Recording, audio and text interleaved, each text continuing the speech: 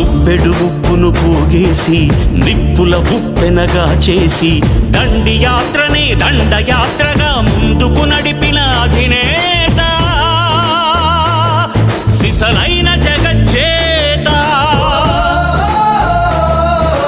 చరఖాయంత్రం చూపించి స్వదేశీ సూత్రం నేర్పించి నూలు పోగుతో మదపుటేనుగల బంధించాడు రజాతి పిత. సంకల్ప బలం చేత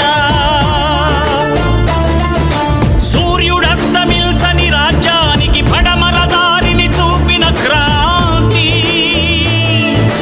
తూర్పు తెల్లారని నడి రాత్రికి స్వేచ్ఛాభానుడి ప్రభాత కాంతి. పదవులు కోరని పావనమూర్తి హృదయాలేలిన చక్రవర్తి.